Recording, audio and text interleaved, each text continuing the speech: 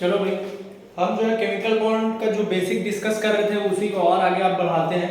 थोड़ा बेसिक में और आगे बात करते हैं और केमिकल बॉन्ड क्या होता है इस पे हम जो है थोड़ी सी चर्चा करते हैं और उसके बाद फिर हम केमिकल बॉन्ड जो चैप्टर है उसके अंदर चले जाएंगे। तो केमिकल बॉन्ड आप देखते हो कि कार्बन कार्बन के बीच ऐसे बॉन्ड बनाते हो, वाटर मॉलिक्यूल में कुछ इस तरीके से आप बॉन्ड दिखाते हो, इसी को आप बॉन्ड समझते हो। मतलब आप ये समझते हो कि कोई रस्सी वगैरह है जो एक एटम दूसरे एटम को बांध के रखा हुआ है, तो ऐसा नहीं होता है। ये कोई बॉन्ड और ऐसे मौजूद नहीं रहता है, ऐसे जो डंडी बना दी हो ऐसा कुछ एटम में नहीं रहता है। ये रहता है एट्रैक्शन, एक प्रकार का ये अट्रैक्शन फोर्स होता है।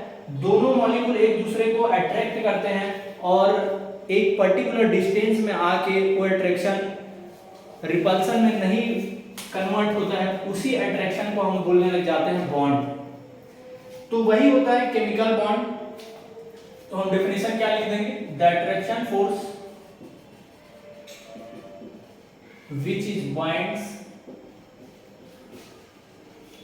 which is bind atom together in a molecule। एक प्रकार का अट्रैक्शन है जो किसी एक एटम को दूसरे एटम से क्या करके रखता है, बांध के रखता है, उसी को हम क्या बोलते हैं, is called chemical bond.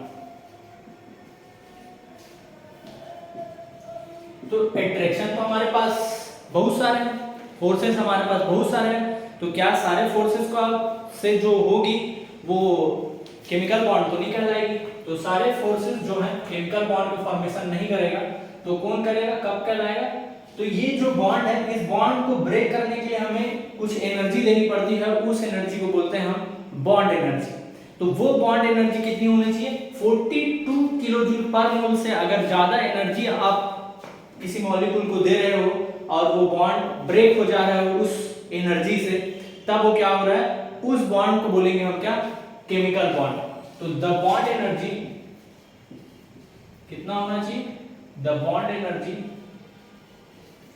Of a chemical bond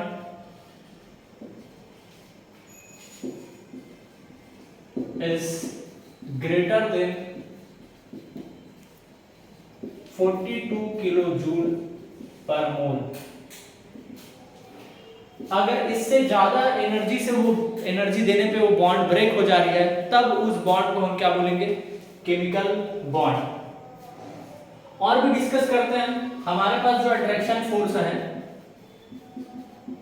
attraction force जो है वो तीन टाइप से हम पढ़ेंगे। वो किस तरीके से है कि अगर जो ये एनर्जी है, जो बॉन्ड एनर्जी है, अगर वो क्या है 8 किलो जूल पर मोल से अगर क्या है, कम है, तो कम देने से अगर बॉन्ड ब्रेक हो जा रही है तो उस बॉन्ड को बोलेंगे wonder walls. Wonder wall forces वहां पे मौजूद थी, ऐसे हम बात करेंगे। दूसरी जो है 8 से 42 किलो जूल पर मोल अगर क्या है एनर्जी लग रही है बॉन्ड को ब्रेक करने के लिए, तो यहाँ पे होगा हाइड्रोजन बॉन्ड। यहाँ पे क्या मौजूद होगा, हाइड्रोजन बॉन्ड। और तीसरी चीज है केमिकल बॉन्ड, हम किसको बोल रहे हैं, जब 42 किलो जूल पर मोल से अगर हमें क्या लग रहा है, ज्यादा एनर्जी दे रहे हैं, तब जो है वहां पे क्या मौजूद रहेगा, केमिकल बॉन्ड। केमिकल बॉन्ड और केमिकल बॉन्ड हम तीन टाइप से पढ़ेंगे, और वो है, पहला है आयनिक बॉन्ड, सेकेंड है कोवेलेंट बॉन्ड, और थर्ड है कोऑर्डिनेट बॉन्ड। हम आयनिक की भी डिस्कस करेंगे आगे, हाइड्रोजन बॉन्ड और वंडर वॉल फोर्सेस भी आगे टाइप्स में बदलेंगे, लेकिन हम ज्यादातर अभी किस पे फोकस करेंगे, हम केमिकल बॉन्ड पे फोकस करेंगे। और केमिकल बॉन्ड में जब हमारा बेस मजबूत हो जाएगा तो फिर आगे ये चैप्टर हमारे लिए आसान हो जाएगा। तो अब जो है हम आगे बात करते हैं आयनिक बॉन्ड के बारे में कि आयनिक बॉन्ड क्या होता है।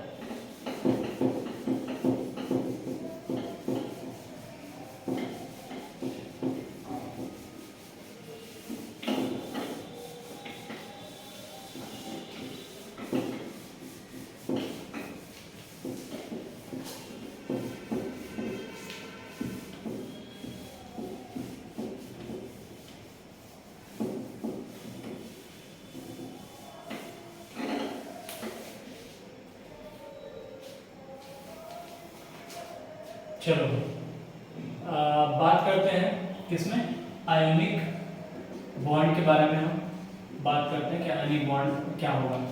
तो आयोनिक बॉन्ड डिस्कस करने से पहले मैं कुछ एग्जांपल्स आपको समझा रहा हूँ, ध्यान से देखना इधर कि हमारे पास एक मेटल है और उस मेटल में मैं ले रहा हूँ फर्स्ट ग्रुप का मेटल सोडियम, और सोडियम का अगर इलेक्ट्रॉनिक कॉन्फ़िगरेशन देखेंगे जनरल वाला तो कुछ इस तरीके से ब्रेक डाउन होता है। 11 इसका एटॉमिक नंबर है और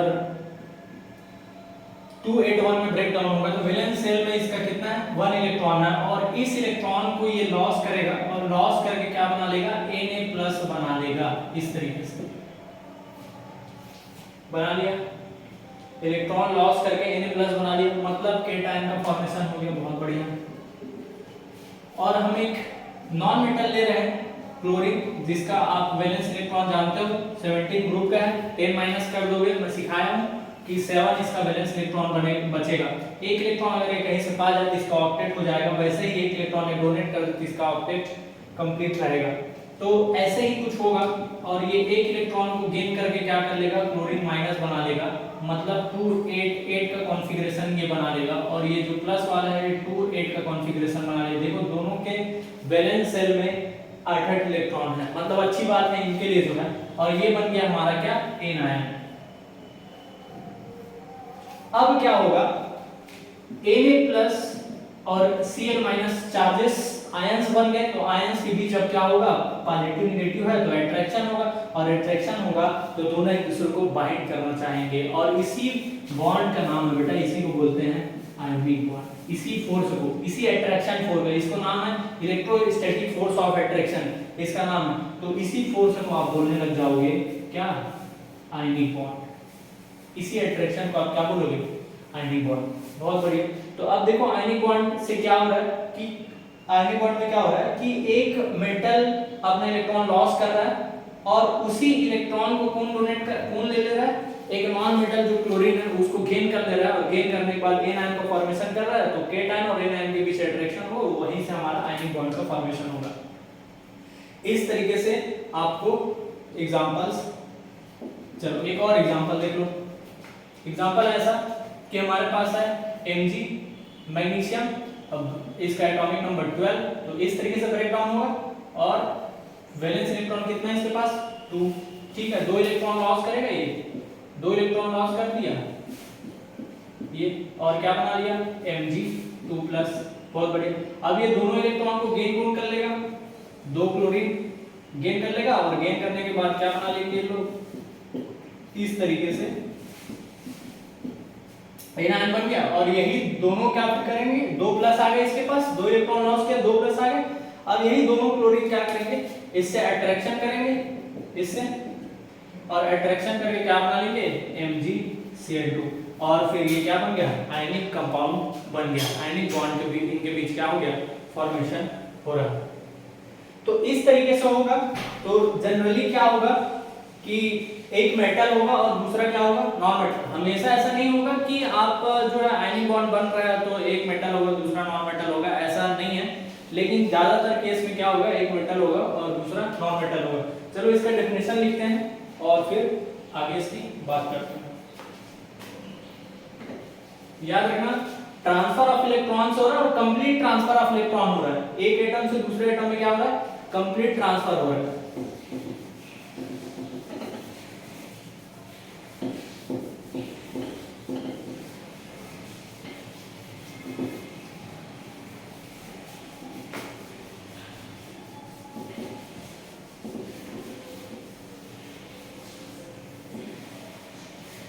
चलो इसका डेफिनेशन लिखते हैं।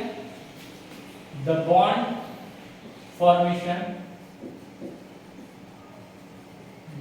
Formation between two atom due to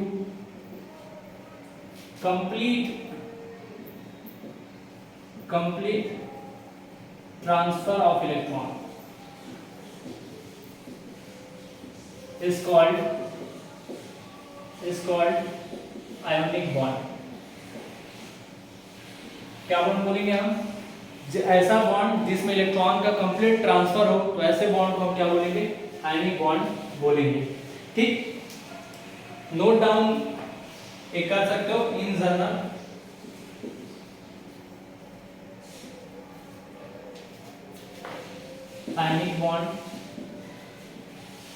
Ionic bond is formed between metal and non-metal। याद रखना आयनिक बॉन्ड फॉर्मेशन किसके बीच होता है, जनरली हमेशा ऐसा नहीं होगा, ठीक है, मेटल होगा और दूसरा क्या होगा, नॉन मेटल होगा, ठीक। चलो इसकी क्या क्या कंडीशन है, क्या कोई भी कंडीशन में आयनिक बॉन्ड बन जाएगी ऐसा नहीं है, कुछ कुछ कंडीशन है जिसमें जो है क्या होगा, आयनिक बॉन्ड का फॉर्मेशन होगा। तो पहला कंडीशन पहला ये है कि मेटल था, ये मेटल है, एक मेटल है और ये मेटल इलेक्ट्रॉन को लॉस कर रहा था, इलेक्ट्रॉन लॉस करके क्या बना रहा था, A+ बना रहा था, मतलब हमारा क्या बन रहा था, केटायन। जितना आसानी से वो मेटल इलेक्ट्रॉन को लॉस कर देगा, इलेक्ट्रॉन को लॉस करेगा, उतने अच्छे से केटायन बनेगा।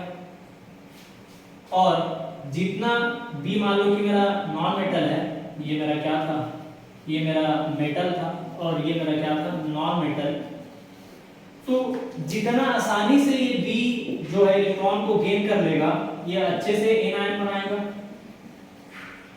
बहुत बढ़िया एनायन बन गया। अब जितना अच्छे से बनेगा तो उतना अच्छे से अट्रैक्शन होगा और उससे उतना ही अच्छा बॉन्ड मजबूत बनेगा। तो हमें इससे इलेक्ट्रॉन लॉस करवाने हैं और वो इलेक्ट्रॉन को लॉस की बात अगर हम करते हैं तो कौन बात करती है, आयोनाइजेशन एनर्जी। किसी से भी इलेक्ट्रॉन निकालने के लिए, किसी भी मेटल के आउटर शेल से एक इलेक्ट्रॉन निकालने के लिए गैसेस स्टेट से, तो एक इलेक्ट्रॉन निकालने के लिए जो एनर्जी लगती है उसको बोलते हैं हम आयोनाइजेशन एनर्जी। तो हम थोड़ी सी अगर एनर्जी दें और ये फटाक से केटायन बना ले तो अच्छी बात है। तो हमारा आयोनाइजेशन एनर्जी क्या होना चाहिए, लो होना चाहिए। पहला कंडीशन, आयनिक बॉन्ड बनने के लिए पहला कंडीशन क्या हो रहा है, हमारा जो आयोनाइजेशन एनर्जी है वो क्या होना चाहिए, मिनिमम होना चाहिए, ठीक। उसके बाद हमारा दूसरा चीज है कि इलेक्ट्रॉन को गेन कर रहा है, तो गेन करेगा तो हमारा जो है एनर्जी रिलीज होगी, ठीक है। तो यहाँ पे इलेक्ट्रॉन गेन एंथैल्पी की बात करते हैं हम, मतलब कि हम इलेक्ट्रॉन एफिनिटी बोल सकते हैं। तो इलेक्ट्रॉन एफिनिटी का मतलब है इलेक्ट्रॉन लेने का मन, ऐसे अपने दिमाग में रखना चाहिए कि इलेक्ट्रॉन लेने का मन, अगर ये एन आयन जितना इसका मन होगा इलेक्ट्रॉन लेने के लिए उतना आसानी से ये लेगा, मतलब इसका मन क्या होना चाहिए, अच्छा होना चाहिए, ज्यादा होना चाहिए लेने का, तभी तो अच्छे से एन आयन बनाएगा। तो एन आयन बनाएगा, केटायन मिलेंगे, दोनों के बीच अट्रैक्शन होगा और फिर बॉन्ड बन जाएगा, आयनिक बॉन्ड। तो यही चीज है, इलेक्ट्रॉन एफिनिटी क्या होना चाहिए, ज्यादा होना चाहिए। पहला कंडीशन क्या था, आयोनाइजेशन एनर्जी लो होना चाहिए और इलेक्ट्रॉन एफिनिटी क्या होना चाहिए, ज्यादा होना चाहिए, या फिर बोल सकते हो इलेक्ट्रॉन गेन एंथैल्पी क्या होना चाहिए, ज्यादा होना चाहिए। तो इस तरीके से आप जो है लिखते हैं इसी को, द आयोनाइजेशन एनर्जी, ठीक है।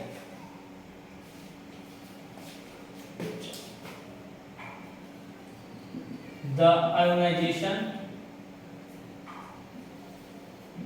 energy,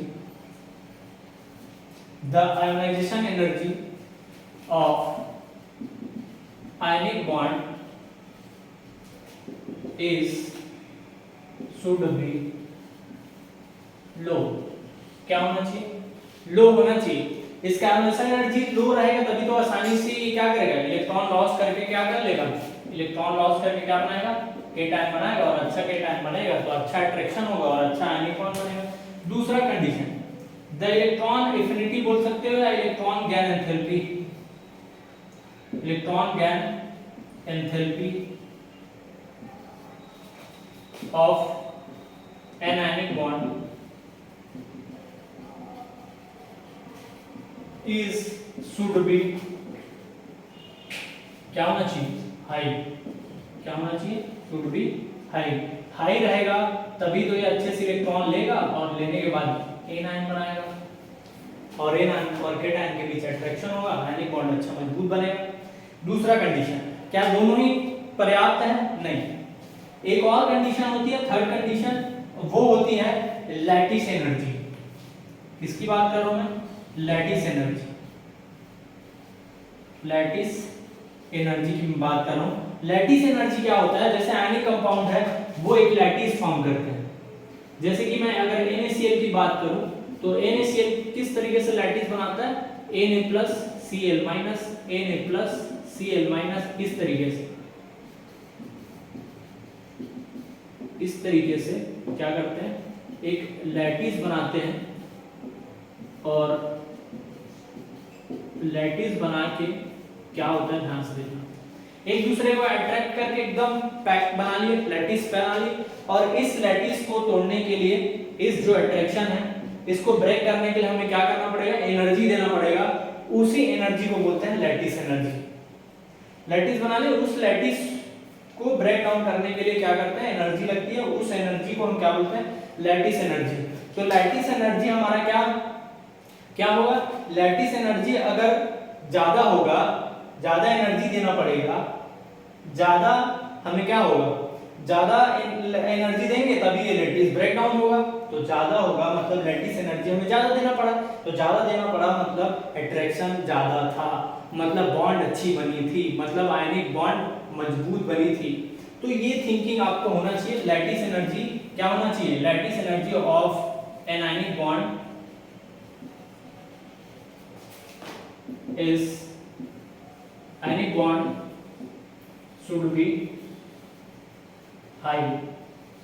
तो लैटिस एनर्जी क्या होना चाहिए, हाई होना चाहिए। और क्यों होना चाहिए आपको समझ में आ गया, अट्रैक्शन क्योंकि ज्यादा होगी तो बॉन्ड अच्छा मजबूत बने रहेगा। तो आपको लैटिस को ब्रेक डाउन करने के लिए आपको क्या करना पड़ेगा, एनर्जी आपको ज्यादा देना पड़ेगा। तो ये तीन कंडीशन है। पहला कंडीशन क्या थी, क्या कंडक्शन एनर्जी क्या होना चाहिए, कम होना चाहिए। दूसरा कंडीशन क्या हमारा, इलेक्ट्रॉन एफिनिटी या इलेक्ट्रॉन गैन एंथैल्पी क्या होना चाहिए, ज्यादा होना चाहिए। और तीसरा कंडीशन हमारा लैटिस एनर्जी क्या होना चाहिए, ज्यादा होना चाहिए। तो ये तीन कंडीशन अगर कोई मॉलिक्यूल फॉलो कर रहा है तो उनके बीच जो बॉन्ड बनेगा वो बॉन्ड कैसा होगा, आयनिक बॉन्ड होगा। क्लियर। तो आयनिक बॉन्ड का हम जो है क्या होता है, कैसे होता है देखिए, इसके एग्जांपल्स भी देख लेते हैं बहुत सारे, उसके बाद जो है हम आगे बात करेंगे।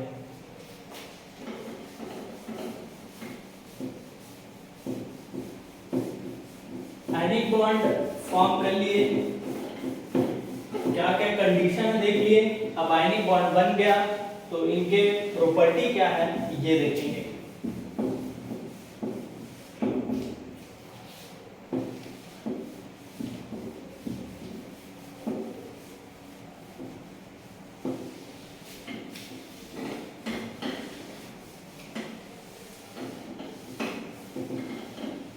प्रॉपर्टी देखने से पहले हम जो है एक चीज बात करते हैं, एक नोट डाउन करने वाली बात है, एक नोट करके लिख सकते हो आप और इसको आप भूलना नहीं।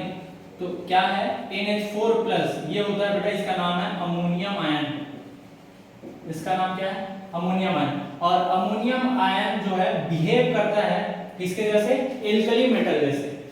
इसको याद रखना आप जो है, behave as a alkali metal. कैसा बिहेव करेगा, एल्कली मेटल। एल्कली मेटल मतलब सोडियम, पोटेशियम, रुबिडियम, इस तरीके से का जैसे ये लोग बिहेव करते हैं। जैसे सोडियम जो है क्या बना रहा था, NaCl बना रहा था, मतलब आयनिक कंपाउंड बना रहा था, आयनिक कंपाउंड बना रहा था। वैसे ही NH4Cl भी क्या होगा, एक आयनिक कंपाउंड होगा। तो आप हमेशा ये नहीं बोल सकते कि नॉन मेटल और एक मेटल होना चाहिए, दूसरा नॉन मेटल होना चाहिए, ऐसा नहीं। इसीलिए मैं बोला हमेशा ऐसा नहीं होगा। किसी किसी जगह ऐसे कंडीशन आएंगे कि अगर उसमें नॉन मेटल और दूसरा भी नॉन मेटल रहा तो भी हमारा क्या बन जाएगा, आयनिक बॉन्ड बन जाएगा। तो ये चीज आप याद रखना। अब नेक्स्ट हेडिंग हमारा बन जाएगा, अब जब आयनिक बॉन्ड हम सीख गए, ठीक, हमारा KCl हो गया, ठीक है। इस तरीके से जो मिलेंगे, एक मेटल दूसरा नॉन मेटल और इनके बीच इलेक्ट्रॉन का क्या होगा, कंप्लीट ट्रांसफर होगा। तो इससे जो बॉन्ड बन रही है उसको बोलेंगे हम क्या, आयनिक बॉन्ड। चलो अब देखते हैं प्रॉपर्टीज ऑफ आयनिक बॉन्ड। क्या क्या प्रॉपर्टी आयनिक बॉन्ड शो करता है। बॉन्ड बन गई तो बॉन्ड की क्या क्या खासियत है। तो पहला चीज है कि जब आयनिक कंपाउंड जब आप बना लिए, आयनिक मॉलिक्यूल बना लिए, तो आयनिक मॉलिक्यूल जो है सॉलिड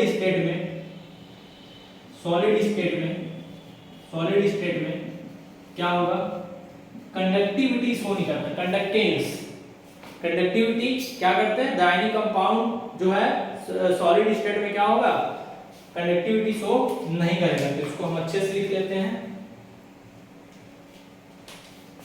क्यों नहीं ये शो करते, तो आप यहां से समझ सकते हो। हम अभी थोड़ा देर पहले लैटिस बनाए थे और वो लैटिस को हम कुछ इस तरीके से बनाए थे, एक पॉजिटिव एक निगेटिव, एक पॉजिटिव निगेटिव, ऐसे हमारे पास आयन थे। ठीक, अब ये आयंस में अट्रैक्शन अच्छा था, अट्रैक्शन अच्छा रहेगा तो आयंस फ्री नहीं रहेंगे भाई, अच्छे से अट्रैक्ट करेंगे तो आयंस फ्री नहीं रहेंगे, और आयंस फ्री नहीं रहेगा तो फिर कैसे इलेक्ट्रिसिटी कंडक्ट करेगा। तो जो है सॉलिड स्टेट में इसी वजह से हार्ड भी रहते हैं, इसी वजह से सॉलिड भी है, समझ आ रहा है, मेल्टिंग पॉइंट भी इसका हाई हो जाएगा, यही सब वजह से अट्रैक्शन जितना अच्छे से अगर हमारा आयनिक बॉन्ड बनेगा, हमारा क्या होगा, कंडक्टिविटी शो नहीं करेगा। बट लिक्विड स्टेट में क्या करेगा, तो लिख सकते हो पहला चीज, लिक्विड स्टेट में कंडक्ट करेगा क्योंकि आयंस फ्री हो जाते हैं। तो ionic compound do not conduct electricity in solid state, but solid state में इलेक्ट्रिसिटी कंडक्ट नहीं करेंगे, but Merton and aqueous state में जब वो क्या हो जाएंगे, मेल्ट हो जाएंगे, एक्वस स्टेट में आ जाएंगे, आयंस उसके क्या हो जाएंगे, फ्री हो जाएंगे, तो क्या होंगे, कंडक्ट इलेक्ट्रिसिटी। तो ये चीज आपको याद रखने हैं आयनिक कंपाउंड की पहली प्रॉपर्टी। अगर सॉलिड स्टेट में है तो क्या होगा, आयंस फ्री नहीं होंगे, और फ्री नहीं होगा तो वो इलेक्ट्रिसिटी कंडक्ट नहीं करेगा। दूसरी चीज, अगर मेल्टन स्टेट में है और एक्वस स्टेट में है तो आयंस फ्री हो जाएंगे, आयंस फ्री होंगे तो इलेक्ट्रिसिटी कंडक्ट करेगा। दूसरा चीज, दूसरी प्रॉपर्टी है मेल्टिंग पॉइंट और बॉइलिंग पॉइंट। इसकी क्या होगी, आयनिक कंपाउंड की melting point and boiling point क्या होगा, दोनों हाई होंगे। क्यों होंगे, क्योंकि भाई टाइटली पैक्ड रहेंगे, तो इसको हमको मेल्ट करने के लिए, इसको हमें क्या करना है, बॉयल करने के लिए हमें ज्यादा एनर्जी देना पड़ेगा। तो ज्यादा एनर्जी जब देना पड़ेगा आपको, तो इसका हाई होगा melting point and boiling point. तीसरी बात, सॉल्युबिलिटी। आयनिक कंपाउंड वाटर में क्या होते हैं, सॉल्युबल होते हैं। Ionic compound soluble in water, ये याद रखना। चौथी चीज आप बोल सकते हो डक्टाइल नेचर, डक्टाइल और हार्ड भी होते हैं। क्यों, क्योंकि भाई डक्टाइल कहने का मतलब है, आप रबर देखो, रबर ऐसे खींच सकते हो, तो क्या है उनमें जो है डक्टाइल नेचर है, किसके वजह से, अट्रैक्शन की वजह से, पूरा ब्रेक नहीं होते हैं। और जो है हार्ड होते हैं, इसी वजह से अट्रैक्शन अच्छा होता है, तो आयनिक बॉन्ड स्ट्रॉन्ग बॉन्ड होता है। तो इस तरीके से आप उसकी प्रॉपर्टी भी लिख सकते हो, किसकी, आयनिक बॉन्ड की। तो आयनिक बॉन्ड हम देख लिए, जनरली देख लिए हम, जो है अभी बेसिक काम कर रहे हैं, बेस बढ़ा रहे हैं अभी।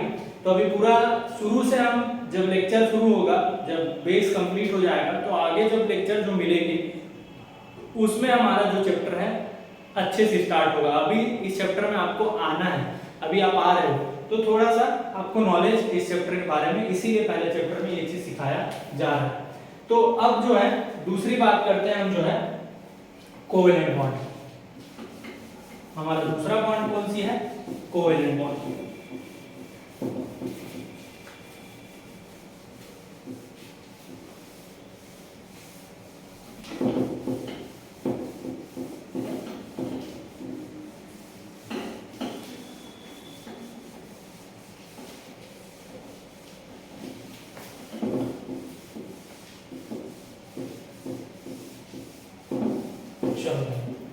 तो हमारा जो बॉन्ड था, दूसरा बॉन्ड आयनिक बॉन्ड के बाद जो केमिकल बॉन्ड थी वो क्या थी? Covalent bond. तो कोवैलेंट बॉन्ड समझाने से पहले मैं एग्जांपल से आपको समझाता हूं, देखना ध्यान से। हमारे पास हाइड्रोजन है और मैं एग्जांपल ले रहा हूं, चलो HCl का।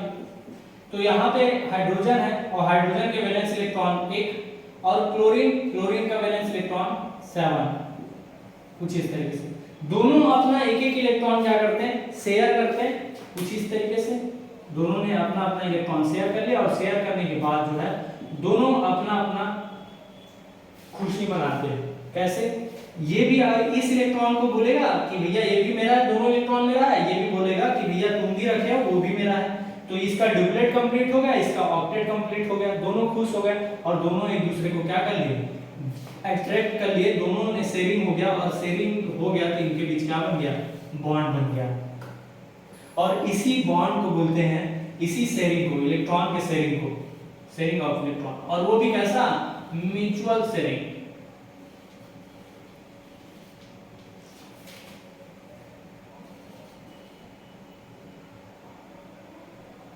Mutual sharing of electron. दोनों क्या कर रहे हैं? जितना तुम शेयर कर रहे हो उतना एक इलेक्ट्रॉन के भी शेयर कर रहा है, एक इलेक्ट्रॉन के भी शेयर कर रहा है। तो इसके इनके बीच क्या बन गया? बॉन्ड बन गया। इसी बॉन्ड को हम क्या बोलेंगे? Covalent bond. तो the bond formation, the bond formation between two atom due to mutual sharing of electron. Mutual sharing is called, क्या बोलोगे? Covalent bond. म्यूचुअल शेयरिंग से जो बॉन्ड बनेगी उसको हम क्या बोलेंगे? Covalent bond. किस तरीके से? इस तरीके से। तो इस जो इलेक्ट्रॉन है उसमें दोनों का हक रहेगा, हाइड्रोजन भी का रहेगा और क्लोरीन का भी रहेगा। तो इस तरीके से आपको जो है कोवैलेंट बॉन्ड को करने हैं। जैसे आप HBr ले लो, ठीक। आप जो है, आप जरूरी नहीं है कि अलग अलग मॉलिक्यूल, आप सेम भी ले सकते हो। जैसे आप क्लोरीन ले लो, दोनों की क्या है? एक एक इलेक्ट्रॉन शेयर करेंगे और शेयर करने के बाद दोनों का क्या होगा? ऐसे इस इलेक्ट्रॉन को ये भी काउंट करेगा और इस इलेक्ट्रॉन को क्या करेगा? ये भी काउंट करेगा। तो इसका भी ऑक्टेट कंप्लीट, इसका भी ऑक्टेट कंप्लीट और बना लेगा क्या? Cl2। ऐसे ही N2 बनेगा। N2 N के बीच तीन बॉन्ड की शेयरिंग होगी तो ट्रिपल बॉन्ड बनेगी और 2 बॉन्ड की शेयरिंग होगी तो डबल बॉन्ड बनेगी। तो आप इतने सारे एग्जांपल्स देख सकते हैं। सारे क्या हैं? कोवैलेंट बॉन्ड है, म्यूचुअल शेयरिंग ऑफ इलेक्ट्रॉन है। आयनिक बॉन्ड में क्या हो रहा था? आयनिक बॉन्ड में इलेक्ट्रॉन का ट्रांसफर हो रहा था एक एटम से दूसरे एटम में। और यहाँ आप ध्यान से देखोगे तो आपको देखने को मिलेगा दोनों क्या है? Non metal. लेकिन फिर मैं वही बात बोल रहा हूँ कि हमेशा ऐसा नहीं होगा कि दो नॉन मेटल हमेशा बनाएंगे। जनरली बनाएंगे। जनरली क्या किनके बीच हो रहा है? The bond form between covalent bond, ऐसे लिख लो, in general covalent bond form between non metal, इनके बीच फॉर्म होगा। दो नॉन मेटल के बीच जो बॉन्ड बनेगी वो क्या होगी? हमारा कोवैलेंट बॉन्ड। और कोवैलेंट बॉन्ड दो टाइप से होते हैं।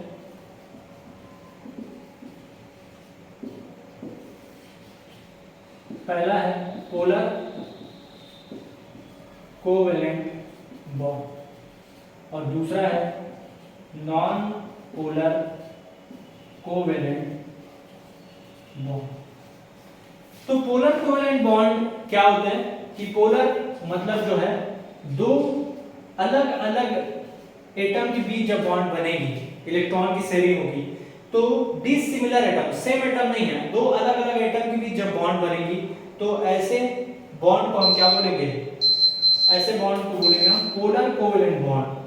तो देखो यहाँ पे क्या होगा? पोलर क्यों बोल रहे हैं? क्योंकि यहाँ देखो हाइड्रोजन और क्लोरीन में अगर ध्यान से देखोगे तो इसकी इलेक्ट्रोनेगेटिविटी ज्यादा है, तो ये इलेक्ट्रॉन को अपने तरफ खींचेगा तो इसके ऊपर पार्शियली नेगेटिव चार्ज आ जाएगा, इसके ऊपर क्या हो जाएगा, पार्शियली पॉजिटिव चार्ज आ जाएगा।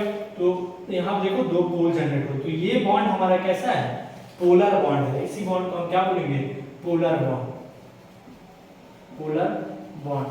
ठीक, कैसा बॉन्ड है ये, पोलर बॉन्ड है। दी सिमिलर द पोलर बॉन्ड क्या है, the bond formation, the polar covalent bond form between two dissimilar atom। किसके बीच होगा, दो डिसिमिलर एटम के बीच जो बॉन्ड बने, जिसे आप देख सकते हो आपका HF, ठीक है, HBr, HCl, ये सब क्या है, कोवेलेंट बॉन्ड तो है लेकिन क्या है, पोलर कोवेलेंट बॉन्ड है। ठीक है, बहुत बढ़िया। तो नॉन पोलर क्या हो जाएगा, डिसिमिलर हुआ तो सिमिलर एटम के बीच, सिमिलर एटम जैसे Cl2, N2, O2, ये सब क्या है, सेम एटम के बीच होगा, इनके बीच जो है इलेक्ट्रोनेगेटिविटी डिफरेंस क्या है, नहीं है, सेम है, तो क्या है, नॉन पोलर है। पोल जनरेट ही नहीं कर पाएंगे, पॉजिटिव नेगेटिव कर ही नहीं पाएंगे, खींच ही नहीं पाएगा, क्योंकि दोनों सेम ताकत से खींच रहे होंगे, तो कहां से पोल जनरेट होगा। तो ये क्या है, हमारे नॉन पोलर कोवेलेंट बॉन्ड है। तो यहाँ पे बोल सकते हो किसके बीच होगा, the bond form between two similar atom,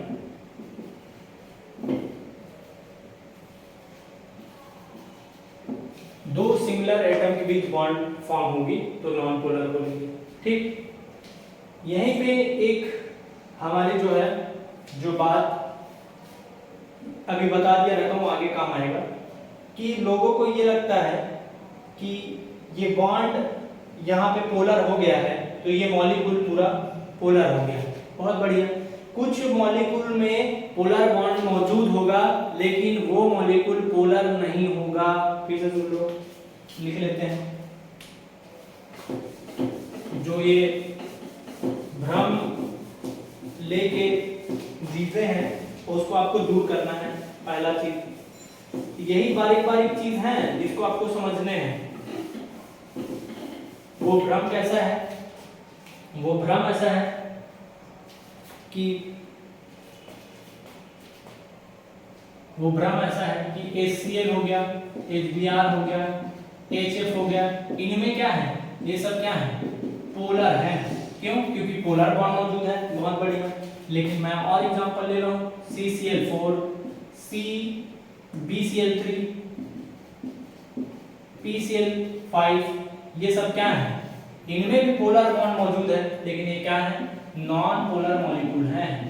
देखो कैसे, अगर मैं बोलूं, अगर मैं CCl4 का अगर बनाऊं स्ट्रक्चर तो कुछ इस तरीके से बनेगा, टेट्राहेड्रल। अब जो है ध्यान से देखोगे, क्लोरीन मोर इलेक्ट्रोनेगेटिव एटम और कार्बन क्या है, लेस इलेक्ट्रोनेगेटिव एटम, तो इलेक्ट्रॉन को क्लोरीन अपने तरफ खींचेगा तो पार्शियल नेगेटिव चार्ज हो जाएगा, यहाँ पे क्या होगा, पार्शियल पॉजिटिव चार्ज आएगा। तो यहाँ पे पोल जनरेट हो गया। देखो चार पोलर बॉन्ड है, ये पोलर बॉन्ड हो, ये भी चार पोलर बॉन्ड होने के बाद भी ये क्या है, नॉन पोलर मॉलिक्यूल है। तो जनरली आपको ध्यान में ये रखना है, हम जल्दबाजी में क्या कर देते हैं कि जो पोलर बॉन्ड अगर हमें दिखा तो हम उस मॉलिक्यूल को क्या बोल देते हैं, पोलर कंपाउंड बोल देते हैं। ऐसा हमेशा नहीं होगा। क्या कंडीशन है पोलर और नॉन पोलर होने की, वो हम आगे जब डाइपोल मोमेंट वगैरह हम आगे डिस्कस करेंगे तो उस टाइम हम देखेंगे। अभी बस बेस आप थोड़ा सा अपना स्ट्रॉन्ग कर लो कि क्या चीज है। ठीक, चलो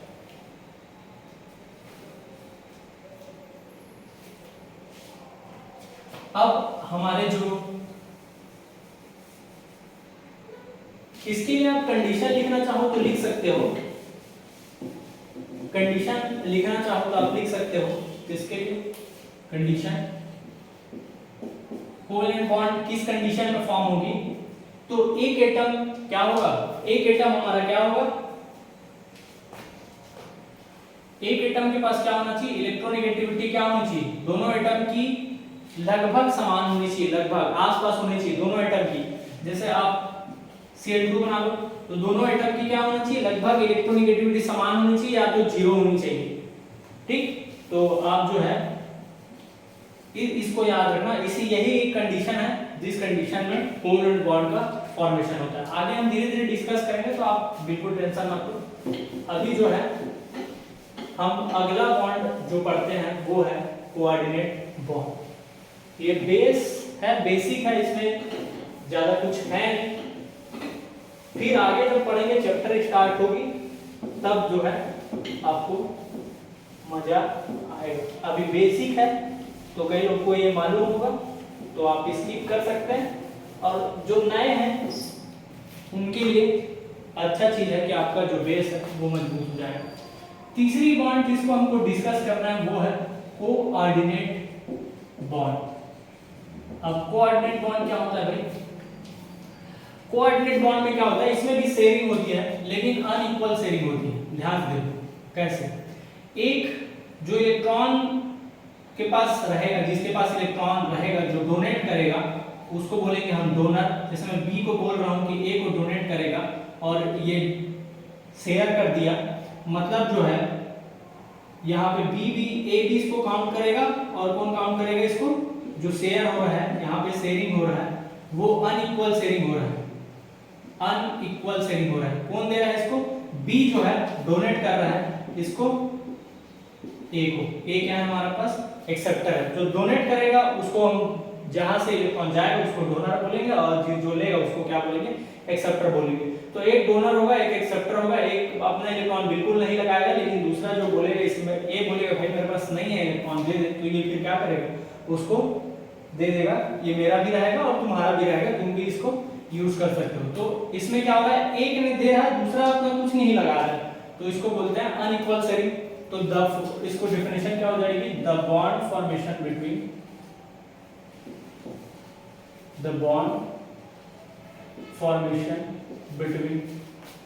two atom due to unequal sharing of electron। Unequal of sharing, ठीक है ना, शेयरिंग क्या हो रहा है, अनइक्वल है, तो इज कॉल्ड क्या, coordinate bond.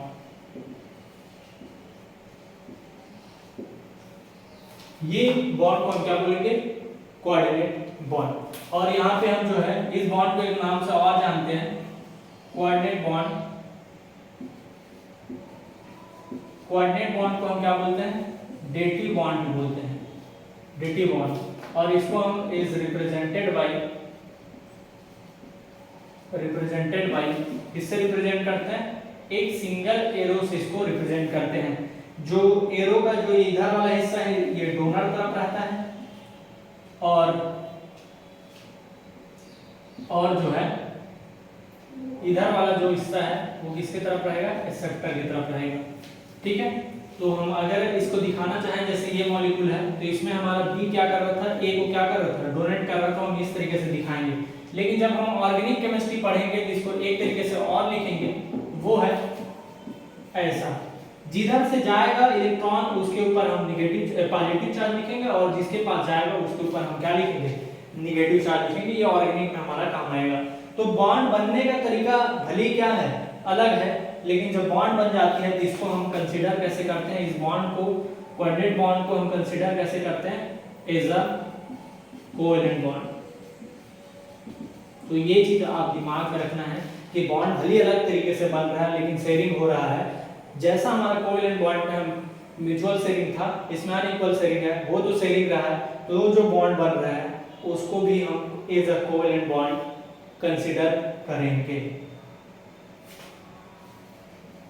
Consider as a covalent bond. ठीक, तो ये आपको बेस आपका यहाँ तक जो है थोड़ा सा अच्छा हो जाएगा। अब जो है आगे हम जो लेक्चर आएंगे, ये आपका एक्चुअल में आपका जो टॉपिक है केमिकल बॉन्ड, वो अब शुरू हो रही है। अब शुरू से हम केमिकल बॉन्डिंग को अब पढ़ेंगे, यहाँ से इतना कुछ जानने के बाद। ठीक है, मिलते हैं तब तक के लिए, बाय बाय।